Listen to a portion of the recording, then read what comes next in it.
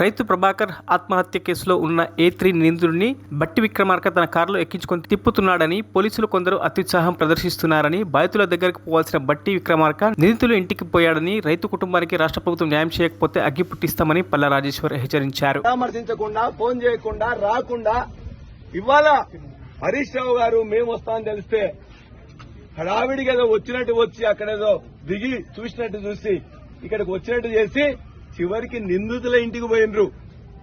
ఎవరి దగ్గర పోవాలి? బాధితుల దగ్గర పోవాల్సిన ఉప ముఖ్యమంత్రి నిందితుల దగ్గర పోయినరు. ఇది ఎక్కడ మేము చూడలే. పోలీసులు కానీ అందరినీ కూడా ఖచ్చితంగా మాట్లాడతాం. ఆయన భూమి ఆయన చెందేటట్లు చూస్తాం. ఇందులో ఏ మాత్రమే చేసినా కూడా అగ్గి ఉట్టిస్తాం. ఖచ్చితంగా ఆయన కుటుంబానికి అండగా ఉంటామని చెప్పి తెలుస్తున్నాం. అదేవిధంగా మా కమల్ రాజు గారు వారం రోజుల నుంచి ఇక్కడనే ప్రతిరోజు మాట్లాడుతున్నారు. మమ్మల్ని అందరినీ కూడా ఇక్కడ రప్పించిండు. అధికారులతో కూడా మాట్లాడుతున్నాం. ఇవాళ కూడా ఇక్కడికి వచ్చే ముందు ఎస్పీ దగ్గర పోయి మాట్లాడొచ్చినాం.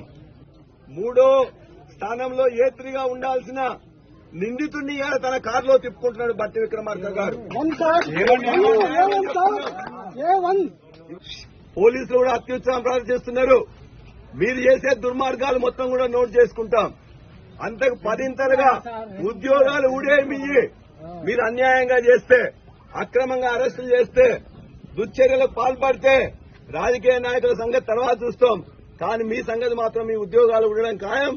రెవెన్యూ అధికారులకు కానీ హెచ్చరిస్తున్నాం.